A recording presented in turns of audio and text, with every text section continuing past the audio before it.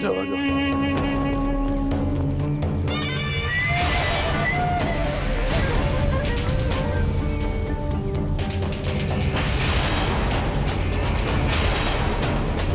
बदतमीज, तेरी इतनी जुर्रत, बैरम खान को रोकेगा तू? बैरम खान को? पर हुजूर, जब बादशाह सलामती आपसे ना मिलना चाहे तो मैं भला क्या करूं? हमें आपको अंदर जाने देने का इजाजत नहीं है।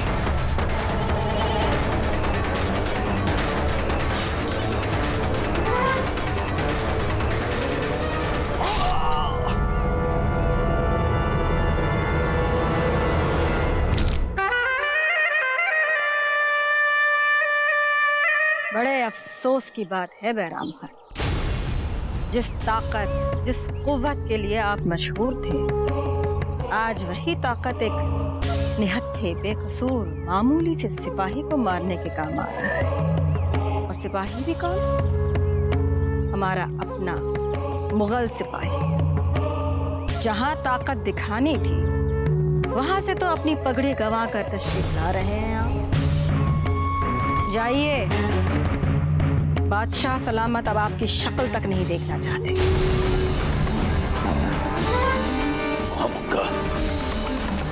हमारे साथ ऐसी बदजुबानी?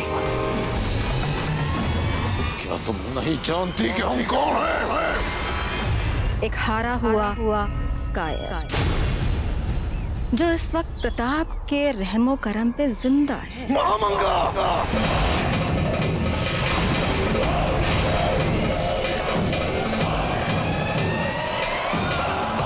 जाइए, चले जाइए यहाँ से। शायद ही कभी हमारे शहंशाह आपकी जरूरत पेश आए।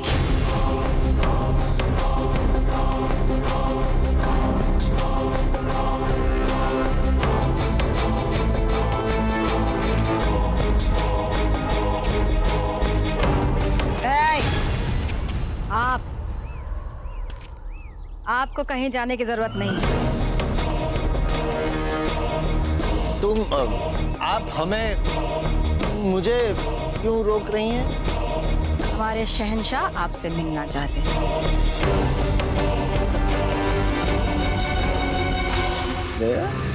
जो शहंशाह तुम्हें देखना नहीं चाहते, हमें मिलना चाहते हैं। दिल्ली के राजा बूंदी के राजा से मिलना चाहते हैं।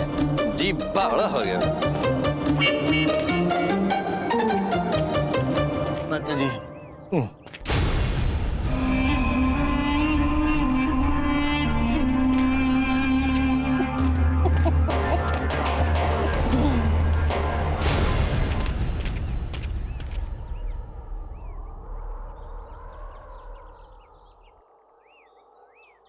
हुजूर, आपकी 40,000 की सेना के साथ प्रताप ने क्या किया, ये हम बताएंगे या आप बताएंगे? हम बताएंगे। 40,000 की सेना को 40,000 बार मारा, और बैरम खान जी के साथ क्या किया ये भी हम ही बता देते हैं। उनको तो 50,000 बार मारा। हुजूर, हम बार बार बैरम खान जी से कहते रहे हैं कि बैरम खान जी, युद्ध लड़ने के लिए केवल बल की नहीं, अकल की भी आवश्यकता होती है। आपको पता है, उनके कारण हमें पराजय का सामना करना पड़ा। भीख दान में जीवत दान दिया है प्रताप ने बैरम खान को। आपकी तो नाक कटवा दी ना बैरम खान जी ने। और हम वीरता पूर्वक उदय सिंह जी से लड़ते रहे, डटे रहे, जान बचाई और आपके पास आए। आखिर ये चीज क्या है प्रताप? चीज अर्थात वस्तु। तुच्छ वस्तु है प्रताप, तुच्छ वस्तु है। यूं मान लीजिए कि यदि आप शेर हैं, आप शेर ही हैं। आप शेर हैं तो प्रताप चूहा है। यदि आप आसमान की रोशनी हैं तो कुंवर प्रताप भूगर्भ का अंधेरा है। आप हैं वो है। हुजूर, हुजूर, हुजूर, क्यों? हमारी तारीफ में कसीदे पढ़ना बंद करो और हमें सच सच बताओ। कुंवर प्रताप को भूल जाओ, मेवाड़ को भूल जाओ, वरना माँ तो घूम जाएगा। तुम्हारी ये जरूरत, आपकी ये जरूरत क्या है सब करने की? हमारी गर्दन है, हमारा नाक है, कट जाएगी। पतंग नहीं है जो दूसरी आ जाए। क्षमा क्षमा। हुजूर, हुजूर हम सिर्फ इतना कहना चाहते हैं आपसे कि शत्रु की शक्ति का प्रमाण लगाना इस दौर की जो धार है उससे भी अधिक वो तीखा है कुंवर प्रताप।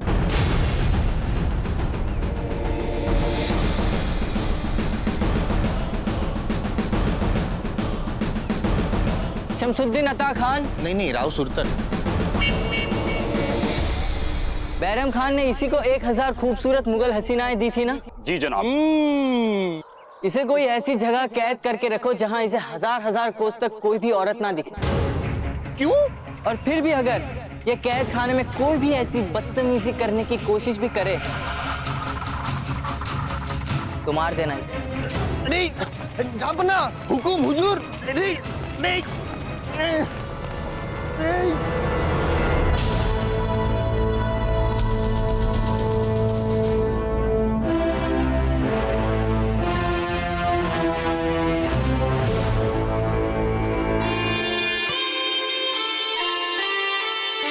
अब तक आप प्रताप को जान गए हैं जलाल, और इसीलिए प्रताप से जंग करने से पहले आपको अपने सल्तनत को फैलाते जाना है। जंगल का यही उसूल है जलाल।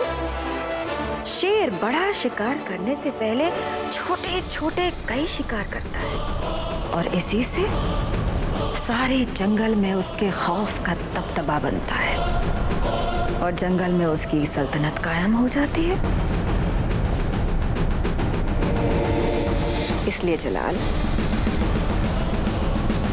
प्रताप और मेवाड़ पर सीधा हमला करने से पहले राजपुताने के भीतर उसके इर्द गिर्द हर छोटे बड़े रियासत पर आपको अपना परचम फहराना होगा।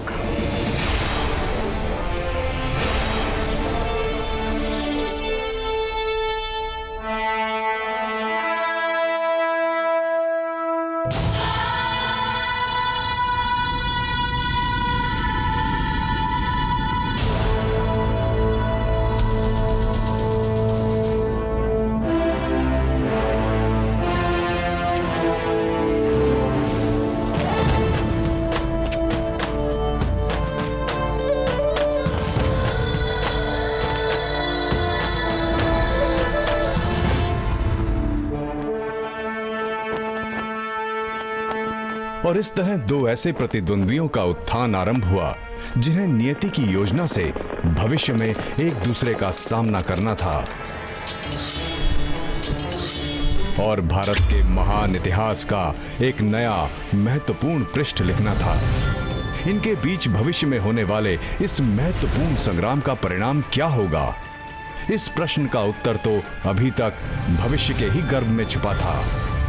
किंतु वर्तमान में दोनों वीरों प्रताप और अकबर अपने अपने लक्ष्यों को प्राप्त करने के लिए ऐसे अजय युद्धोन्मादी बन चुके थे जो लगातार एक के बाद एक विजय से अपने अपने क्षेत्र को बढ़ाते जा रहे थे। प्रताप ने धीरे धीरे चौहानों और राठौड़ों को मेवाड़ के अधीन कर लिया। समस्त 56 क्षेत्र भी मेवाड़ी ध्वज के अंतर्गत आ चुका था। इसके बाद बारी आई डूंगरपुर की।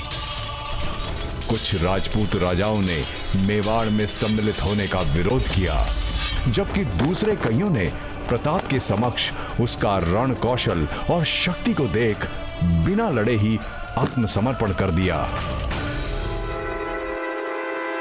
एक और जहां प्रताप मुगलिया सल्तनत से लड़ने के लिए मेवाड़ को सशक्त बना रहा था, परंतु उसके हृदय में मीरा की यादें हमेशा तरोताजा थीं। दूसरी ओर शहंशाह जलालुद्दीन अकबर भारत के उत्तरी क्षेत्रों को अपने शासन में लेते हुए मुगल साम्राज्य का भारत में विस्तार करता जा रहा था। युद्ध में अपने पूरे रण कौशल का प्रदर्शन करते हुए भी प्रताप और अकबर दोनों ही एक दूसरे को अपना शत्रु ही नहीं बल्कि सम्मानजनक प्रतिद्वंदी मान हर समय एक दूसरे की प्रगति के बारे में पूरी जानकारियां लेते रहते थे। लेकिन उन्हें ज्ञात नहीं था कि वो मीरा के माध्यम से एक दूसरे को मिलने वाले थे। कुंवर प्रताप की जय! कुंवर प्रताप की जय! कुंवर प्रताप की जय! कुंवर प्रताप की जय! कुंवर प्रताप की जय! कुंवर प्रताप की जय!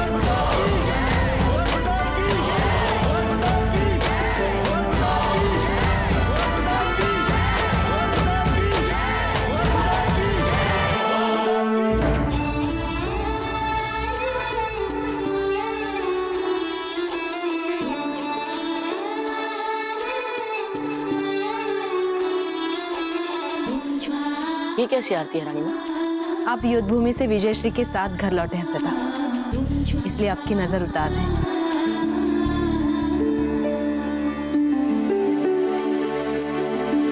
रानी माँ, हम आपसे एक प्रश्न पूछना चाहते हैं। बातें करने के लिए बहुत समय मिलेगा आपको, पहले थोड़ा विश्राम कीजिए। नहीं रानी माँ, हमारे मन में जो प्रश्न घूम रहा है, जब तक हम उस प्रश्न का उत्तर नहीं जान जाते, हम चैन से विश्राम नहीं कर पाएंगे। ठीक है, पूछिए क्या पूछना चाहते हैं आप। रानी माँ, मीरा माता हमारे साथ इस महल में क्यों नहीं रहती? पता नहीं, हो सकता है उन्हें द्वारका में, जहाँ कृष्ण जी का पवित्र धाम है, वही रहना अधिक भाता हो। नहीं रानी माँ, नहीं, ये बात इतनी सीधी और सरल हो ही नहीं सकती। रानी माँ, क्या हम अनुचित कह रहे हैं? रानी माँ, वे हमारे परिवार का अंग होते हुए भी हमसे इतनी दूर निर्वासित जीवन क्यों जी रही है? रानी माँ, आप जानती हैं रानी माँ, हम जहां भी जाए, जैसा भी युद्ध लड़े, हम अपने साथ सदा उनकी उपस्थिति अनुभव करते हैं। लगता है वे हमें अपना आशीर्वाद दे रही है, हमारा ध्यान रख रही है।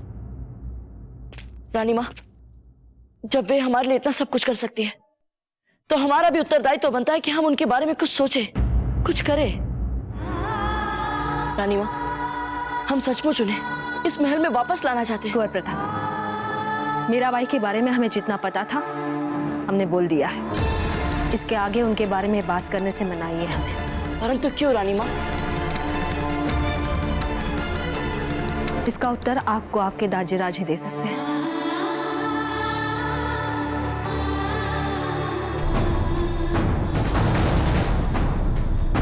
शहंशाह जलालुद्दीन, शहंशाह जलालुद्दीन, शहंशाह जलालुद्दीन, शहंशाह जलालुद्दीन, शहंशाह जलालुद्दीन, शहंशाह जलालुद्दीन। आदाब अर्ज़े अम्मा। आदाब जलाल, आज आप बड़े दिनों बाद घर लौटे हैं। लाहौल बिला कुव्वत, ये हम क्या देख रहे हैं? दुनिया फतेह करके आए हो, पर वो सुकून तुम्हारी आंखों में अभी नजर नहीं आ रहा। ये माजरा क्या है जलाल? सुकून तो हमें तब मिलेगा अम्मी जान, जब हम प्रताप को फतेह करेंगे, मेवाड़ को अपनी मुट्ठी में करेंगे। और जब तक ऐसा नहीं होगा, हमें सुकून नहीं मिलेगा। अहद किया था ना हमने मरहूम अब्बा हुजूर से, उसे पूरा किए बिना हमें कैसे सुकून मिल सकता है? जलाल, आज जो आपको अल्लाह ने दिया है उसका शुक्रिया अदा करें, फिर जो आप चाहते हैं वो भी मिल जाएगा। फिलहाल आप कुछ दिन आराम फरमाएं। हम जानते हैं हमारे बादशाह सलामत को चैन और आराम कैसे मिलेगा। आदाब अर्ज़े बड़ी अम्मी जान। तस्लीम, आपकी इस शानदार फतह की खुशी में हमने मालवा के मशहूर फनकार तानसेन को बुलवाया है। हमें यकीन है कि उनकी गायकी सुनकर आप सब कुछ भूल जाएंगे। कहते हैं जब ये फकत 5 बरस के थे, तभी से इन्होंने अपनी गायकी से लोगों का दिल जीतना शुरू कर दिया था। इन्होंने सूफी फकीरों और हिंदू साधुओं के कदमों में बैठकर अपनी गायकी में ऐसी रूहानी तासीर हासिल की कि जो भी उन्हें सुनता बस सुनता ही रह जाता। आलिम फाजिल लोग इन्हें भी वही इज्जत देते हैं जो सूफी फकीर अमीर खुसरो को देते हैं। आप एक मर्तबा इन्हें सुनिए तो सही, हमें यकीन है इनकी गायकी सुनकर आपकी रूह की बेचैनी दूर हो जाएगी। आज हम बहुत प्रसन्न हैं। मेवाड़ के साथ बूंदी, डूंगरपुर और छपलिया के मिल जाने से मेवाड़ का सामर्थ्य, शक्ति और कीर्ति बढ़ गई। आज हम कह सकते हैं कि मेवाड़ एक बार फिर से राणा सांगा के समय वाली ऊंचाइयां छू रहा है। और इस सब का श्रेय जाता है हमारे पुत्र कुंवर प्रताप को। इन्होंने इतनी छोटी सी आयु में अपने रण कौशल, साहस और शौर्य से मेवाड़ को गौरव दिलवाया है। इसलिए आज हमारा सीना गर्व से चौड़ा हो गया है। कुंवर प्रताप की जय! कुंवर प्रताप की जय!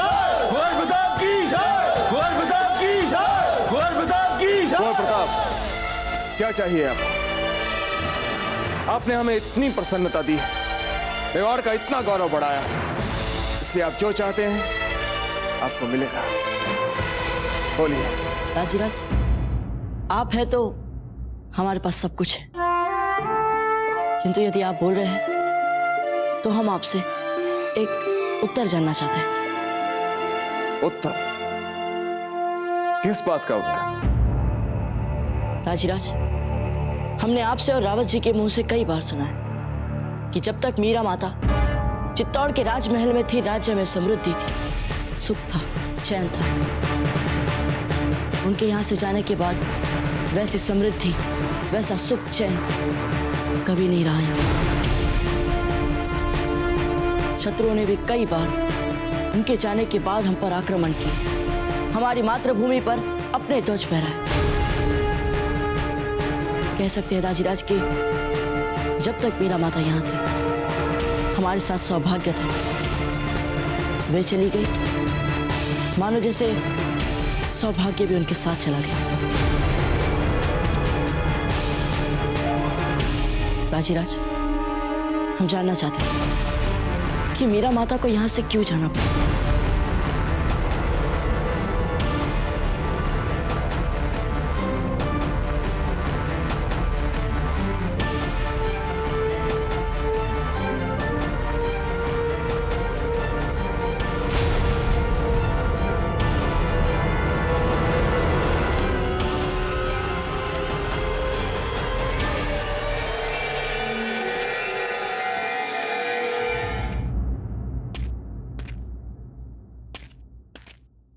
राजीराज, हम जानना चाहते हैं कि मीरा माता को यहाँ से क्यों जाना पड़ा?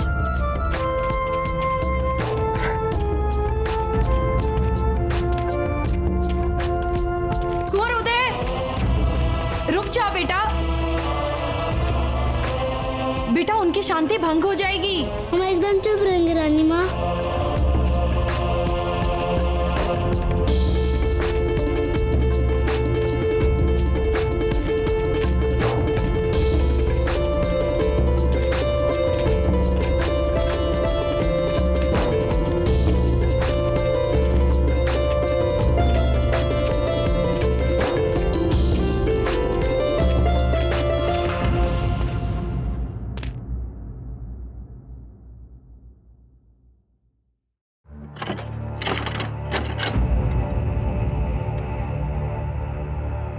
लला नाची, खंबागढ़ी महाराज। हमें इस द्वार की चाबी दीजिए, जल्दी। राणा जी, इस द्वार की चाबी है कहाँ? भूल गए आप? राणा विक्रमादित्य जी ने इस कक्ष में ताला लगवाकर वर्षों पहले इसकी चाबी पिघला दी थी।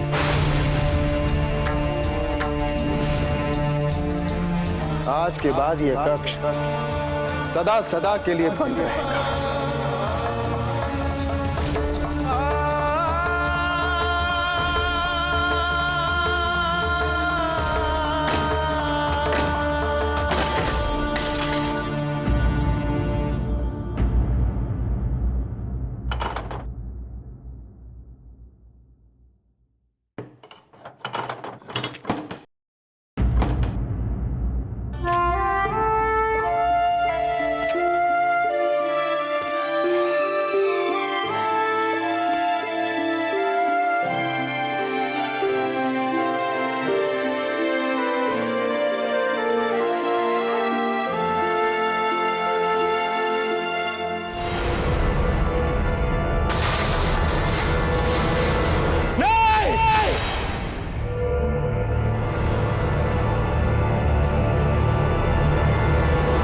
राजीराज,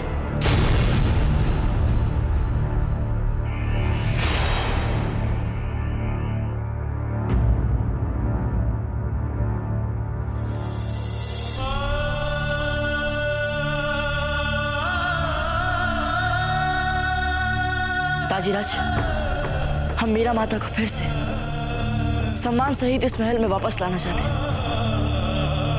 क्या आप हमें इसके लिए अनुमति देंगे?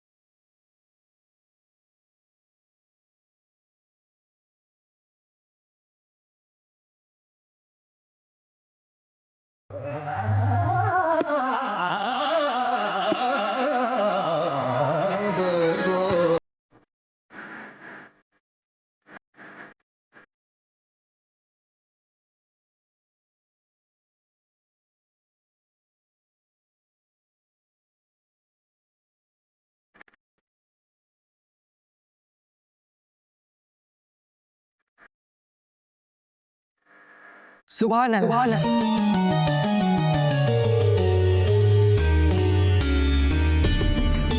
सुभान अल्लाह मियां तानसेन, सुभान अल्लाह।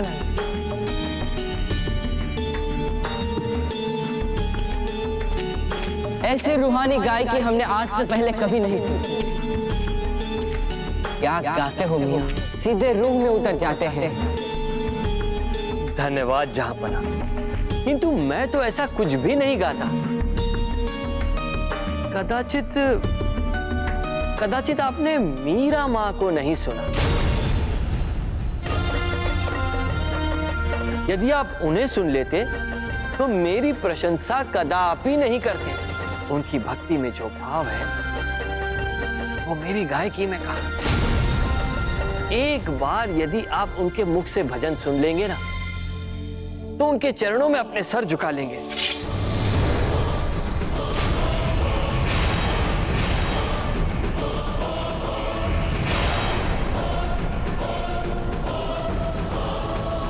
शहंशाह, ये क्या कर रहे हैं आप? जलालुद्दीन किसी भी इंसान के कदमों में अपना सर नहीं झुकाता। मीरा माँ कोई आम इंसान नहीं है, वे एक रोशन रूह है। अच्छा, और अगर मीराबाई को सुनने के बाद भी हमारा सर उनके कदमों में खुद ब खुद न झुका तो हम आपका सर कलम कर देंगे।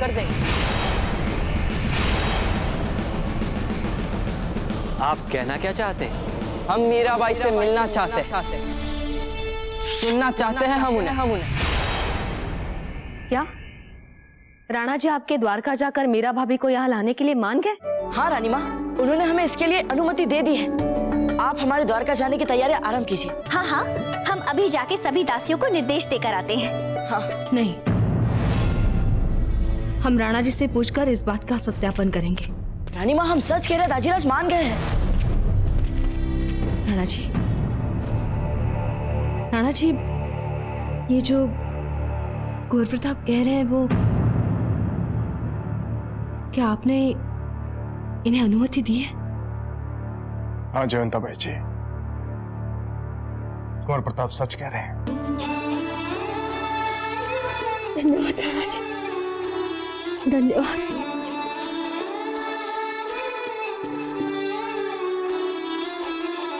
जयवंताबाई जी,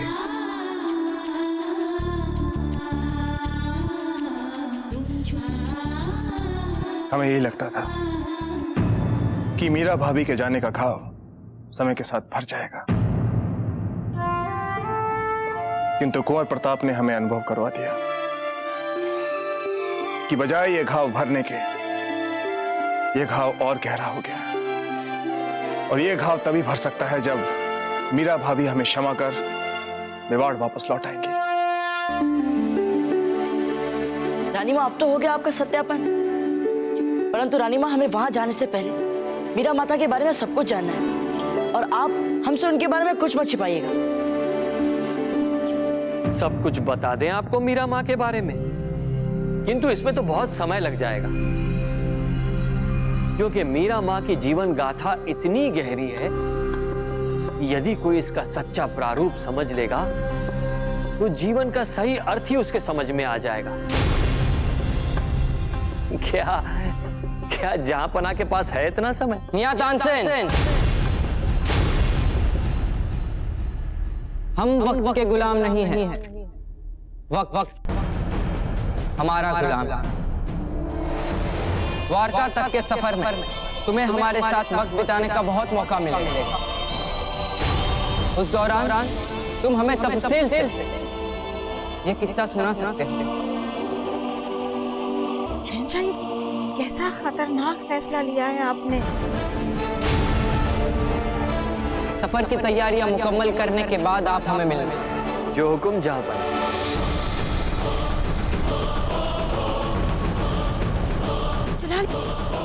जलाल, ये कैसी जिद ठान के बैठ गए हैं आप? जिद नहीं अम्मी, गुरु। उस गवैये तानसेन अपने बेलगाम गुरूर में चूर होकर हमारी अजमत को ललकारा और कहता है कि हम जलालुद्दीन मोहम्मद शहंशाह हिंद जो मेवाड़ के हाथों हुई अपनी फौज की शर्मनाक हार का बदला लेने के लिए दिन रात तड़प रहे हैं, वो उसी मेवाड़ की बहू मीराबाई से उसका सूफियाना कलाम सुनने के बाद अपना सिर उनके कदमों में खुद ब खुद झुका देंगे? ऐसा नहीं हो सकता। ये हम भी जानते हैं जलाल, मगर इतनी सी बात साबित करने के लिए आपको उतनी दूर द्वारका जाने की जरूरत नहीं है। आप यहाँ इसी वक्त उस गवैये का सर कलम कर सकते हैं। नहीं, मियां तानसेन के गुरूर से उठे हुए सर को हम मीराबाई के सामने ही कलम करना चाहते हैं, ताकि फिर कभी कोई खड़ा होकर शहंशाह हिंद की अजमत को ललकारने की जुर्रत ना कर सके। मगर जलाल,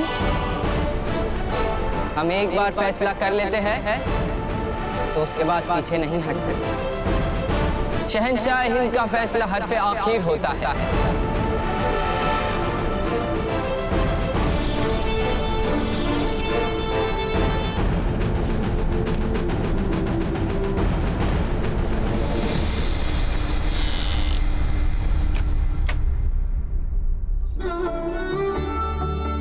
रानी माँ, हम आपसे मीरा माता के बारे में जानना चाहते हैं। ये वस्त्र और ये आभूषण हमें उनके प्रति तो नहीं हो रहे। जब हम उनसे मिले थे तो वे हमें भक्ति और सादगी की मूरत लग रही थी। कुंवर प्रताप, ये सभी राजसी वस्त्रभूषण मीरा भाभी के विगत जीवन के विरोधाभास के प्रतीक हैं। जहां उनका रुझान था भक्ति में, सरलता में, सहजता में, वहीं मेवाड़ की बहू होने के नाते उन पर राजघराने की मर्यादाओं का दबाव है। हे एकलिंग जी, इन दोनों विपरीत मानसिकताओं के बीच तालमेल करना उनके लिए बहुत ही कठिन रहा होगा। ना तो अपने नैसर्गिक प्रवृत्ति के विरुद्ध जाना सरल रहा होगा, और ना ही उन्हें किसी ने राज से मर्यादा के विरुद्ध जाने की छूट दी होगी। कुंवर प्रताप, आप स्वयं अपने जीवन में कई बार ऐसी दुविधा का अनुभव कर चुके हैं। हाँ दाजीराज, हमने ये दुविधा देखी भी है, और उस दुविधा से उपजा अंतर्द्वंद भी। इसीलिए हम मीरा माता की दुविधा और पीड़ा की कल्पना कर पा रहे हैं दाजीराज। किंतु दुविधा और पीड़ा के उपरांत उन्होंने भी अपने जीवन में आप ही की तरह अपने मन की बात सुनी। उन्होंने भक्ति का मार्ग चुना।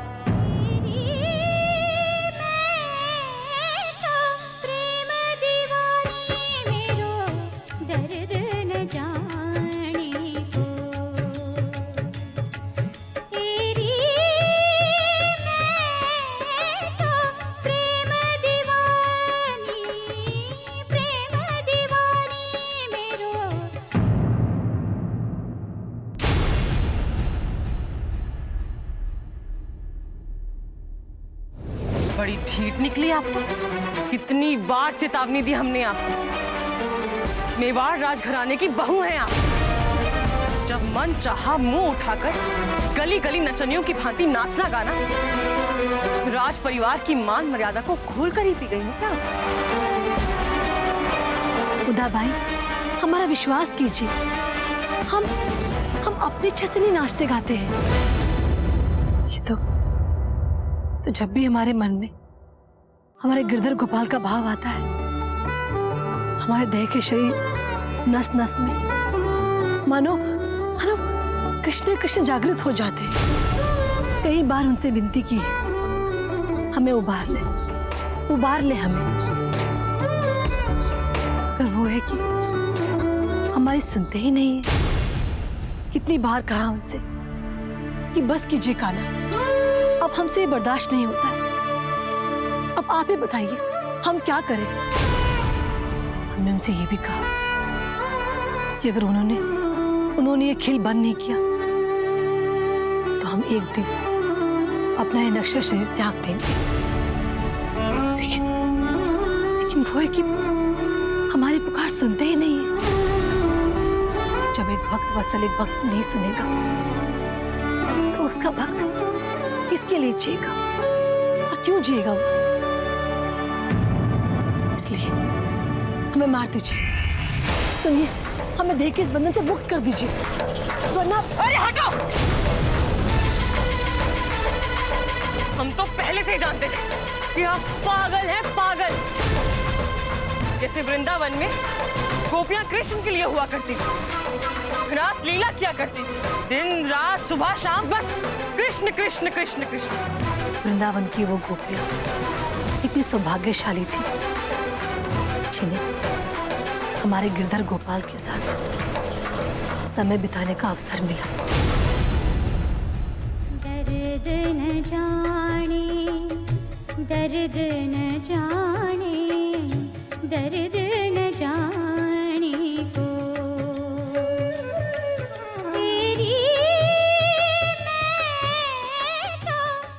देखा भैया आपने, रिश्ता की पराकाष्ठा, मरना स्वीकार है इन्हें, किंतु गली गली जन जन के साथ लज्जाहीन नाचना गाना नहीं छोड़ेगी। वाह कान्हा की भक्तन, वाह! कहना हमें शीघ्र ही कुछ करना पड़ेगा इसका। तो आज आने दो इसे वापस। क्या मीरा माता परिवार की आज्ञा के बिना ही महल से बाहर जाकर साधारण नागरिकों के साथ भजन गाती थी? हाँ कुंवर प्रताप, वो सारी रात भक्ति में डूबी जन साधारण के साथ भक्ति के गीत गाया करती थी। उनकी दृष्टि में सब एक थे। उन्होंने कभी भी राज परिवार या जन साधारण में कोई अंतर नहीं देखा। जो भी उनके साथ उनकी कृष्ण भक्ति से जुड़ता था वो उनका अपना हो जाता था। वो जहां खड़ी हो जाती थी सत्संग वहीं आरंभ हो जाता था, और यूं भक्ति में डूबी वो मानो किसी और ही लोक की हो जाती थी। उनका शरीर तो यहां रहता था, परंतु उनकी आत्मा के तार तो भगवान कृष्ण के लिए व्याकुल रहते थे।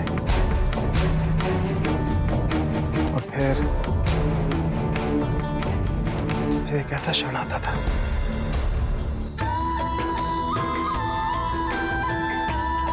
मीरा भाभी को भगवान साक्षात दर्शन देते थे। परंतु दाजीराज, रानी माँ ने तो हमसे कहा था कि किसी भी साधारण व्यक्ति में भगवान को देख पाने का सामर्थ्य होता ही नहीं। मीरा भाभी साधारण मानवी नहीं है कुंवर प्रताप, ये तो अपने कान्हा की भक्त है। ऐसी भक्त जिन्होंने अपना तन मन सब कृष्ण पे वार दिया था। मीरा भाभी की इस कृष्ण भक्ति का छोटे बड़े बच्चे बूढ़े सब सम्मान करते थे। प्रभु के आशीर्वाद और लोगों के स्नेह से सर से पांव तक डूबी मीरा भाभी कृष्ण भजन गाते गाते अपनी सुध बुध खो देती थी।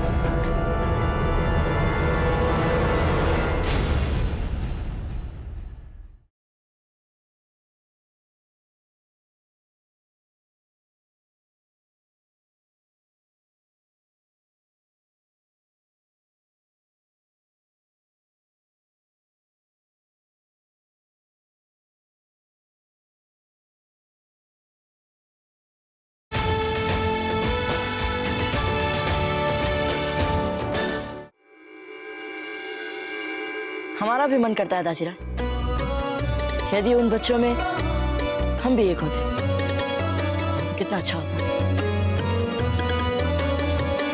वैसे मीरा माँ घर कब वापस आती थी? नहीं आती थी, क्यों लौटती? इस अपमान भरे संसार में फिर उनका दैवी स्वप्न कठोर राशि वास्तविकता के दंश से दुस्वप्न में बदल गया।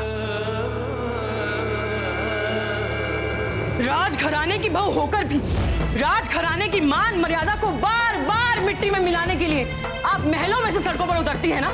आज आपकी ऐसी व्यवस्था करेंगे कि आप अपने मूर्खतापूर्ण भजन गाने के लिए ना तो उन भिखारियों को मिल पाएंगी और ना ही साधारण नागरिकों को। चलिए।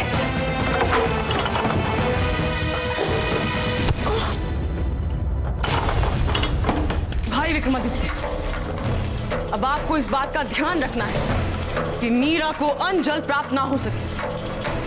अब इस चरित्रहीन औरत को हम पाठ पढ़ाएंगे भली भांति, और ऐसा पाठ पढ़ाएंगे कि अगली बार जब बाहर जाकर नाचने और गाने का विचार भी इसके मन में आएगा तो हमारा नाम सोचते ही इसकी आत्मा थर थर कांपेगी। बहना, अब आप जैसा कहेंगी वैसा ही होगा।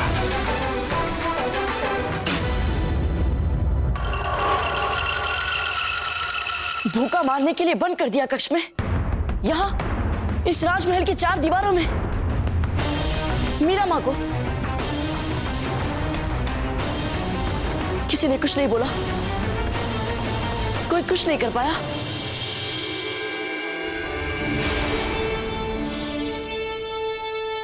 तो क्या उन्होंने मीराबाई को भूखों मरने के लिए छोड़ दिया था?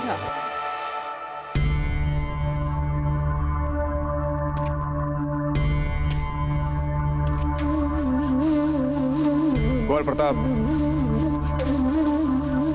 मीरा भाभी अकेली नहीं, उनका साथ देने के लिए महल में कोई और भी थी। क्या साथ देने वाली थी? कौन?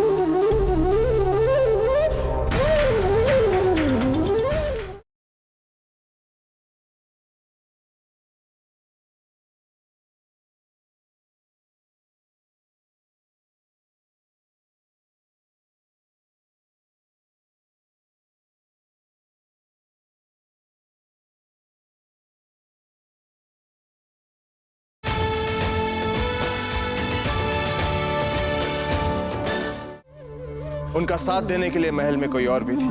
साथ देने वाली थी? कौन?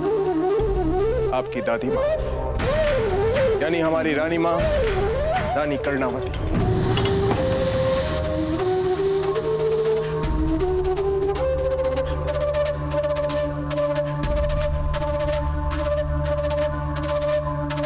हम जानते थे कि रानी माँ अपनी आंखों के सामने इतना बड़ा अन्याय नहीं देख सकती। हम भी जानते हैं जयवंता बाजी कि रानी माँ और मीरा भाभी के संबंध को लेकर आपके मन में सदा प्रश्न चिन्ह रहा है। रानी माँ के सामने बात राजपुताने की प्रचलित मर्यादाओं की थी, इसलिए सबके सामने उन्हें मीरा भाभी के साथ कठोर रहने का दिखावा करना पड़ता था। लेकिन जब भी वो अकेले में होती थी तो मीरा भाभी के लिए उनका प्रेम अपने आप उमड़ पड़ता था।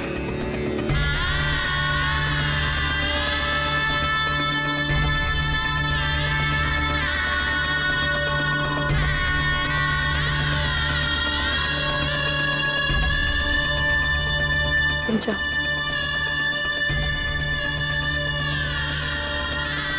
चाहे कितने भी पहरे क्यों न लगे हो, आप हम तक पहुंचने का मार्ग ढूंढ ही लेती है। लेकिन आप जानती है ना कि आपको यहाँ आना नहीं चाहिए था। अगर उदाबाई को पता चल गया तो आपसे बहुत क्रोधित होंगी। किसी में इतना साहस नहीं जो हमें इस महल में कहीं भी आने जाने से रोक सके। ये बात तो है, क्योंकि आप हमारी रानी माँ हैं।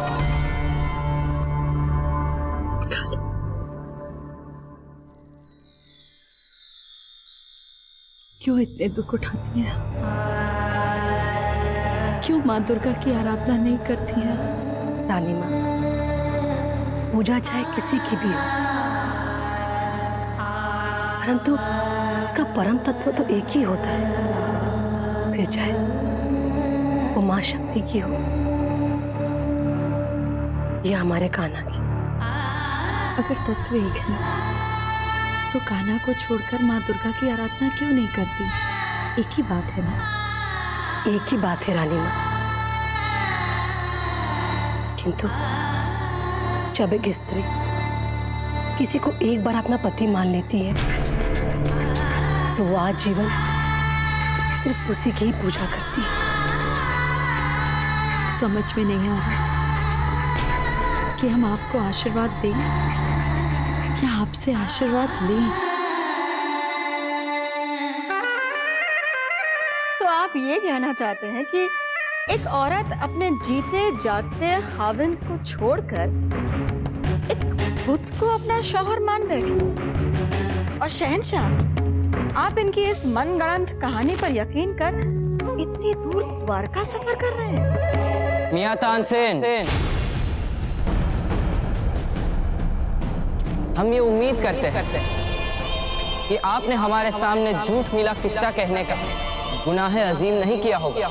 जहां पना, जिसे आप किस्सा या अफसाना कहते हैं, वास्तव में वो मेवाड़ का इतिहास है। हमारे लिए पवित्र धरोहर है वो, जिसे हमें पीढ़ी दर पीढ़ी जीवित रखना।